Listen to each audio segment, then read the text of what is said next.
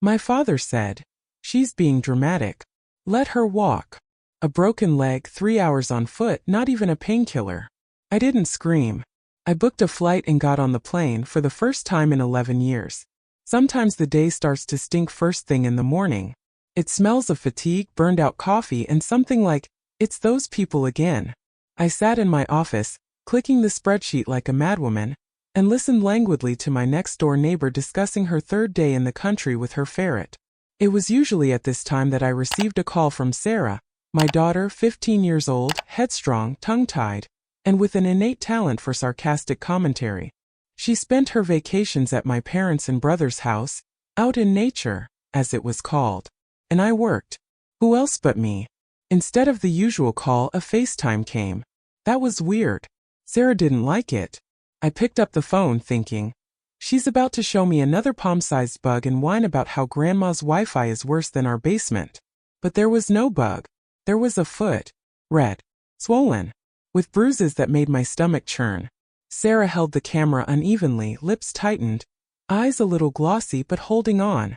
She always does. Hi. Mom, don't panic, okay? I just fell. That, as they say, is not a good prologue. If a teenager opens a conversation with "don't panic," you can panic. When did you fall? I tried to speak calmly, even though I felt something inside me was already clawing at the interior upholstery. Yesterday. We went to the waterfalls and it was slippery and I slipped and hit myself. Wanted to go to the hospital, but Grandma said I was bloating. Grandpa chuckled. And Uncle Art said I'm always making drama. They made me walk back. On foot. Almost 3 hours. 3 hours. With a fracture. But I didn't know it was a fracture then. I just looked at Lennon's fingers, which were twitching slightly in pain, and heard only one thing in my head. On foot. With a baby. With a sore leg. Through the goddamn woods. Where are you now? At the hotel. They left me here, said if it didn't go away by morning, they'd take me. But it's gotten worse. I can't step on my foot anymore. Mom, it really hurts. And then something in my head made a click. It was small, cold, like a freezer door that you didn't close all the way, and now everything's covered in frost. I didn't say, I'll be right there. I just hung up the phone and started booking tickets. It was a 2-hour cab ride to the nearest airport, a layover, and overnight flight. I hadn't flown in over a decade. Not because I haven't had the opportunity. For me, the airplane is synonymous with humiliation. The last time I flew was when I was 17. Panic attack right in the aisle. Shivering in my brother's voice. Seriously? You again? Somebody record this, it's a masterpiece. And then the tape with my face twisted in horror went around the family like a family heirloom. My mother laughed. My father clucked. You're embarrassing yourself, Emily. Art, my older brother, forwarded it to friends. Not a single flight since. Even when Uncle Jerry was dying and my mother said, well, at least you could go to the funeral. I didn't go. I was ashamed then. I'm not now. But now it's a different story. It wasn't me. It was my daughter.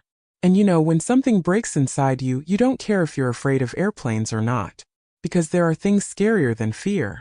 Like realizing that you left your child with the same people who put in your head that pain is a whim, that tears are manipulation, that weakness is betrayal. I sat in a cab on the way to the airport and went over phrases from the past in my head. You seem to be an adult living separately, working, but when someone from those calls and says, are you making something up again? And you're back to being that girl with the panic in your chest and the desire to just disappear. As I rode along, I remembered how as a child I was told I wasn't sick, I was just lazy. When I was 11 years old, I fell off my bike, I split my chin, and my mom said, it's just an abrasion. Stop acting out the drama. How I sat in the bathroom trying to stop the blood, and then got reprimanded for wasting bandages. All of these memories popped up like dead fish, no warning, no request, just popped up. When I got in line to board, my hands were shaking. Honestly, I wanted to turn around. I did. I really did. But then I remembered Lena's voice. Mom, it really hurts. Not the voice of a girl who's whining. It was the voice of someone who had been seriously left alone with pain, physical and moral. A familiar voice. I stepped onto the airplane. I was trembling. My heart was pounding like it was punching out a window in my rib cage. But I sat down. Buckled up. I closed my eyes. And I took off. It was the first time I didn't cry out of fear. I just flew. Because there was a man on the ground who needed me. And who, unlike my family, never called me dramatic when I was in pain.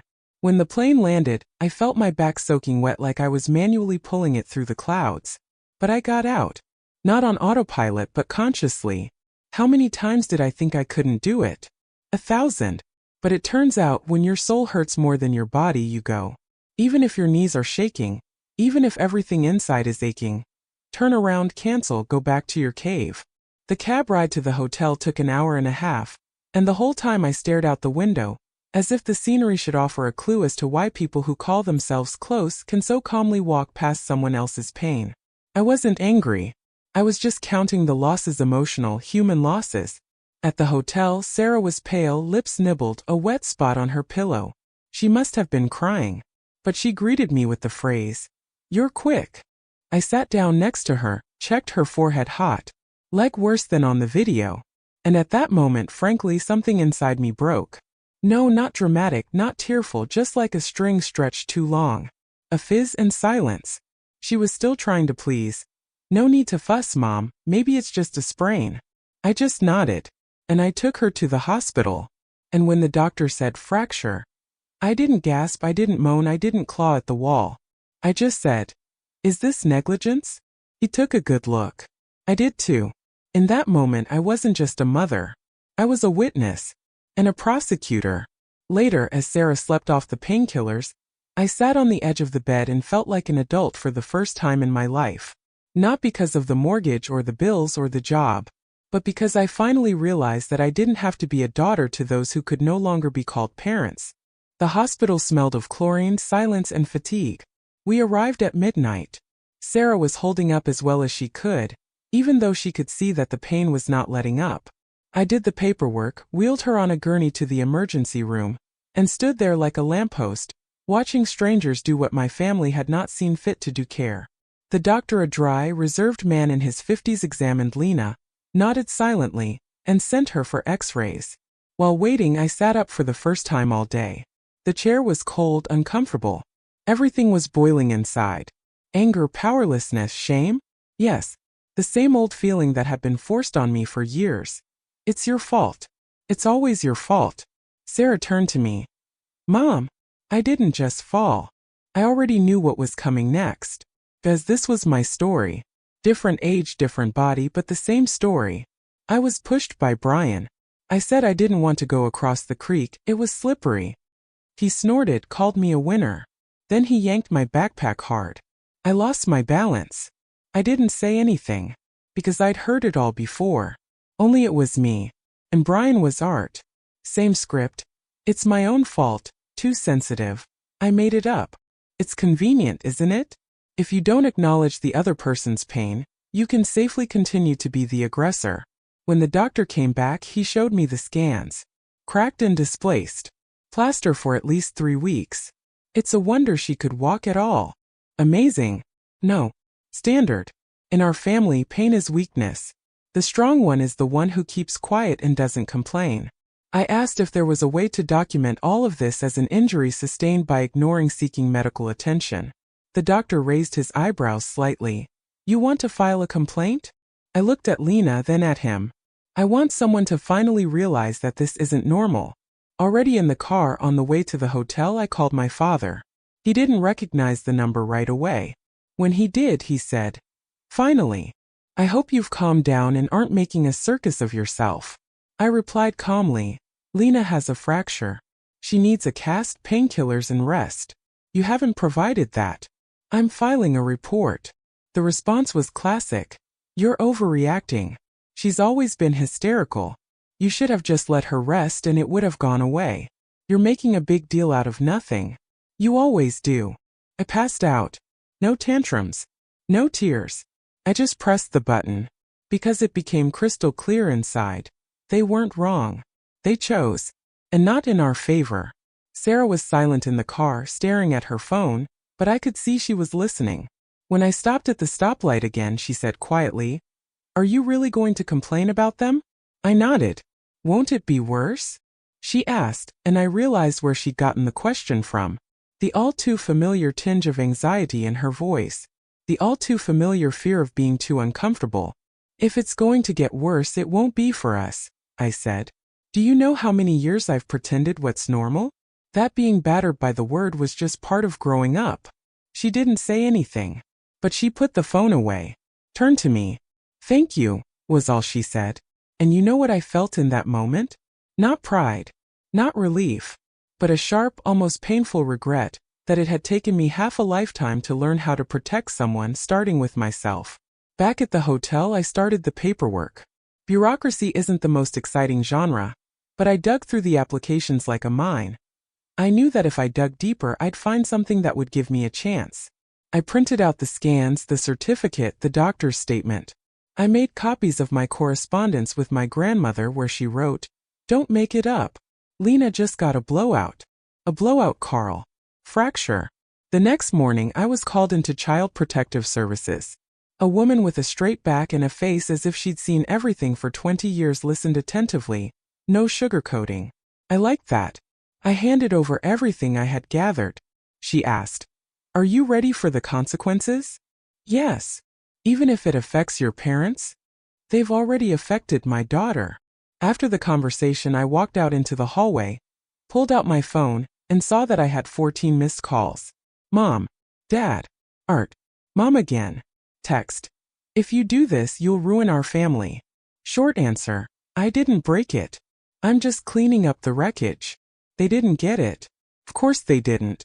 To them, I was still that handy tool. The money, the patience, the excuses they collected over the years. And when the tool failed, there was noise, panic, accusations. That same evening, I got a call from an aunt in Virginia. The one who's always neutral. She came in from afar. "You realize they're getting old, it's hard on them. You're their only daughter." I was silent. Then she asked, "Would you leave your granddaughter alone in a room with a fracture because she was not believed?" There was no answer. She hung up first. And then there was silence. Not silence, but silence. Hurtful. Heavy with an undertone. Like you'd cut yourself off. But it didn't scare me anymore. Because for the first time in a long time, I felt like at least someone in this story me was finally doing the right thing. Not safe. Not comfortable. But right. On the third day, I already knew where to go, in which office who was sitting, and which formulations were respectful and which were condescending. I stopped mumbling. I spoke clearly, calmly, clearly. Because in these hallways, you don't complain, you complain. And if you want to be heard, don't sigh, don't explain. Claim it. Sarah was in the hotel, reading, flipping through something on her tablet. I brought her food, reports, chocolate. It was the first time in a long time that we had a real conversation. She told me that she hadn't wanted to complain to me before because she thought I couldn't change anything. She said it without reproach. More like a statement. And I felt cold. Because she was right. Up until that point, she was right. I was the kind of mother who put up with things for the sake of peace. For family. For the sake of not rocking the boat. And as a result, the boat sank. Slowly in front of my eyes. And I watched my child drowning in it and I said, "Hold on, maybe they're not mad. It's different now. If someone has to be uncomfortable, let it be me." While I was doing the final paperwork, Art called me. His voice was icy. "Are you out of your mind?" "No," I said. "Just coming out of a coma." He exhaled through his teeth. "You're biting the hand that fed you." I laughed. In my voice. Right into the tube. "You and your breadwinners left my daughter on the floor of a hotel room a month ago. If that's caring, I'm the Queen of England." I hung up. The next morning I received a summons. The preliminary phase of the hearing had begun. The trial wasn't like the movies. No hysterics, no loud statements, no throwing of folders. Just protocol, documents, and tired faces. And mine collected, calm, impenetrable. I didn't go there to fight. I came to confirm that reality is not someone's interpretation, but a very concrete set of facts. X-rays. Testimony. The hotel certificate. The silence of the adults. Mark tried to look confident. He sat with his hands clasped together and occasionally coughed, as if that would muffle the accusations. Mom sat in the wool sweater she always wore when she was going to play the suffering mother. Father looked down at the floor. They didn't look at me at all. Probably thought that if they didn't meet my eyes, they didn't mean it. The court's decision wasn't a thunderclap. It was quiet, measured, and offensively official. The parents were placed on the juvenile suspension list. The brother was recommended a suspension from teaching, pending a performance review. It wasn't a collapse. It was a neat dismantling of the facade. A week later, my mom called me. Quietly, without pressure. They cut off our bank account. You know we can't do this without your help. I said, yes, I know. And hung up. It wasn't gloating. It was the end of a dream where you still believe that love and addiction are the same thing. Next came texts from aunts, from cousins, from some distant acquaintances. You could have handled it differently. Don't take it out on me. They're not murderers. The amazing thing is that when you defend a child, the whole family rises up against you. It's like you're not attacking a family, you're attacking a religion. I didn't say anything back. I just put it on the block. Not out of revenge. Out of self-preservation. And then everything went quiet. It was like I'd been given up on. Maybe it was. But I didn't care anymore. Sarah's in a cast, but she's smiling more. She's asking more questions. The other day she asked me, if they ever apologize, will you forgive them? I thought about it. And I said honestly, forgiveness isn't about getting back, it's about letting go.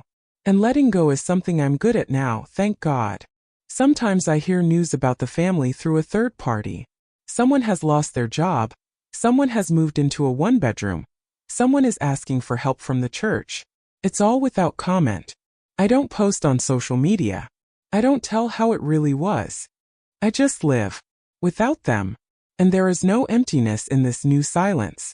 There's peace. The peace of no longer having to explain, to justify, to glue together what was always a crack. I'm no longer a resource. I'm no longer convenient. And strangely enough, that's when I became human again. Now Lena and I are flying. No panic, no validal, no scene. We just get on an airplane and fly. I'm still afraid, but it's a different kind of fear. Not of the air. It's about losing myself. And that's something I've learned to deal with. The last time we left the terminal, Sarah turned to me and said, "You're still kind. You're just kind to yourself now." I only nodded then. Because there was nothing else to add. The first few days after the trial were strange. I waited for something, a call, a visit, threats, at least a drop of remorse. But the answer was only polite, almost theatrical silence.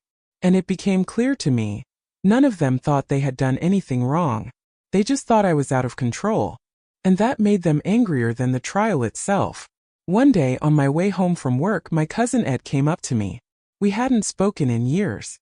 He spoke like an old acquaintance, like we hadn't seen each other in years. Asked me if I was overreacting. Said things were difficult for Mark now, that he'd been fired, and now he was paying for a mistake that may not have happened. I asked, "Is Lennon's leg a maybe too?" He shrugged. "Well, kids fall a lot." And that's when I realized that this isn't about facts. This isn't a story about a fracture. It's a story about a world where it's convenient not to see, where it's more common to say, "You made it all up," than it is to admit that someone you trusted did a despicable thing. Because to admit it is also to be complicit. And nobody wants to be complicit. A week later, Art wrote a letter. Not an apology, don't be naive. More like an attempt to regain control. He misread the situation. We're all human. And of course, you've always been too impressionable. That last one was particularly striking. It's as if fracture is a new form of impressionability. I even printed out that letter and attached it to the case file. Let them have the full picture of family empathy there. Meanwhile, Sarah was coming to life. She read books, argued with me about movies, started drawing again. But most importantly, she was no longer asking permission to be herself. If she's in pain, she talks. If she's scared, she doesn't hide it. Because now it's not the family lawyer, it's her mother. When she asked to go to the ocean again, I knew it was time. We made reservations. And I chose the window seat myself. On the plane, I no longer felt panicked. I felt supported. Not under my feet, but inside. I no longer looked for approval in the voices that were always accusing. I heard only my own. And Lena's voice. At the hotel, she once said, "You know, if you hadn't come then, I probably would have believed it was really my fault." I didn't say anything back. Because sometimes silence is also a form of defense. We just sat on the balcony drinking tea, watching the waves. And you know what's amazing? I didn't feel like a winner. I felt like a person who finally stopped losing. I went back to court 2 more times for clarifications, signatures, and oddly enough, a final silent goodbye to those I used to call family. They were still trying to keep up appearances. Even my father, who had nodded to me at the last meeting as if we'd just exchanged a greeting in the bread line. I looked at them calmly. No contempt, no pain, no desire to prove anything. Just as people who had once occupied too much space in my life. Not anymore. When it was over, I came home, and for the first time in years I felt like home wasn't just walls. It's a place where you're not forced to be someone's shadow. I changed my phone number. I kept only what I needed. I cleaned up my email. Stopped logging into the family chat room, which was now called Without Amy, Without Me. Also an option. Lena and I started planning our next vacation. No strings attached. No explanations. Without those who only know how to love on terms. And one day she said, "Have you noticed that you no longer ask permission to be yourself?" I smiled, because she was right. And in that moment I realized things are really different now.